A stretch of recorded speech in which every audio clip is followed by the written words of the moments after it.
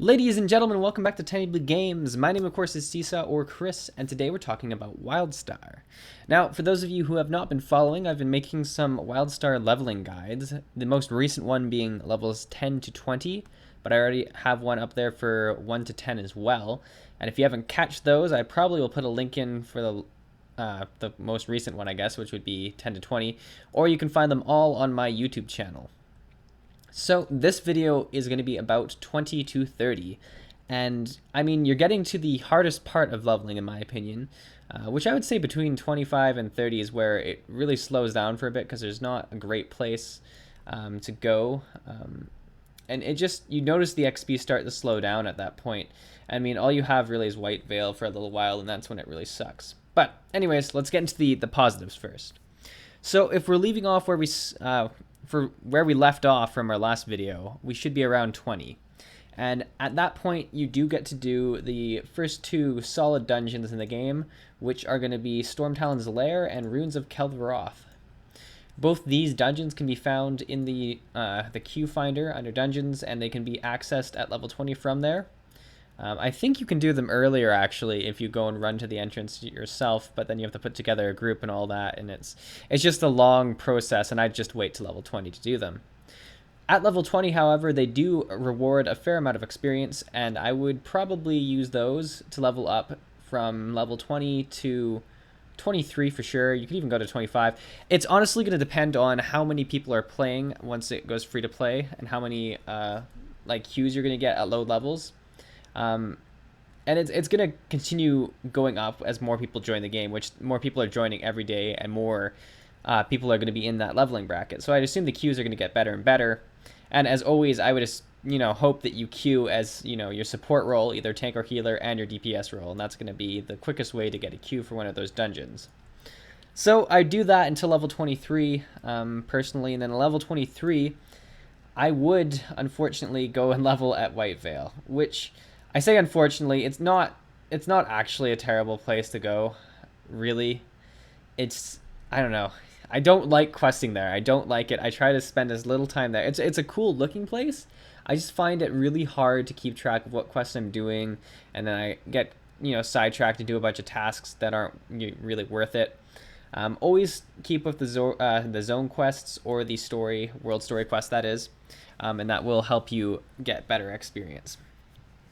So that's pretty much all I have to say about that part of the leveling process.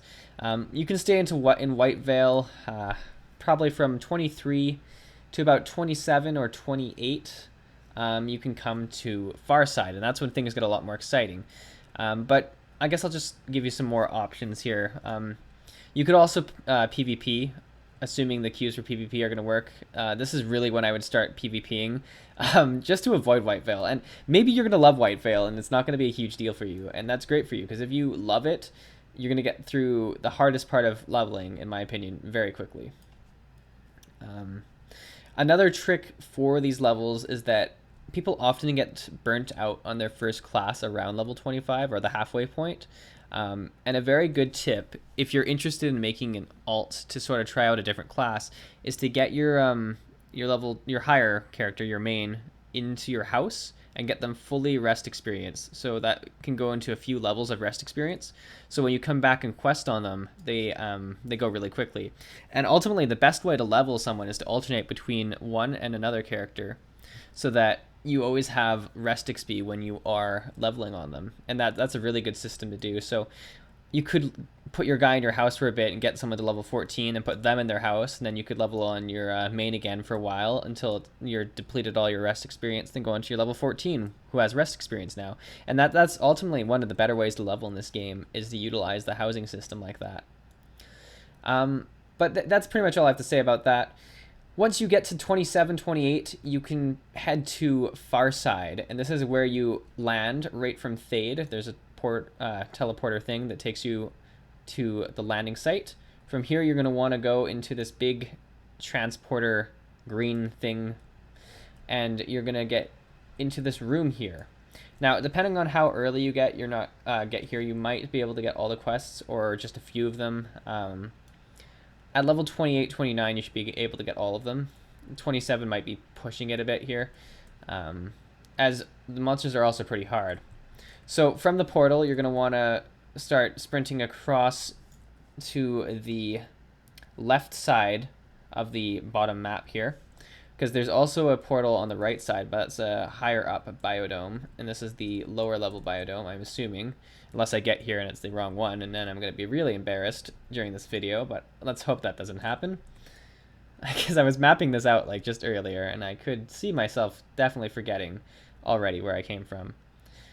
No, I got the right one. So the lower level biodome, and you come up onto this really huge platform, which is really cool, and you can look over the edge, is a sort of a jungle-ish looking area. It's called Biodome 3. And it's got monsters that range in levels, but, you know, there's level 29 monster right down there. Generally level 29, level 30. So it's a bit tough to kill the monsters, but you're going to get a lot of experience if you come here a bit earlier, especially if you have some pretty decent gear from running dungeons at level 23 or whatever. It's a very good place to come, and you can easily get to level 30 in the very first biodome here. If not quite to level 30, you can go to the second biodome, which is just across the other way, and it's kind of a deserty area. But generally, you should be able to hit 30 in the first biodome, is what I do by rule. I shoot for 30 in the first one, and then the second one gets me to 31, 32-ish, and then you go to the actual far side planet. But well, that's for another video. That's from 30 to 40, because once you get to level 30, the leveling in Wildstar is going to go really quick for you, and you're going to get the 50 super quick. So this is pretty much everything I want to share about these levels. In terms of the actual dungeons and a run-through of them, I'll probably post... well, I do have videos posted of them, but that's back in beta, which is still kind of true for them. It's just I want a more up-to-date guide for them, so I'm probably going to post some videos relatively soon. I'll probably do the veteran ones just to have those out there, because the mechanics are generally the same between the two of them. It's just how much damage everything does. So guys, I think that's all I want to share with you for this leveling bracket.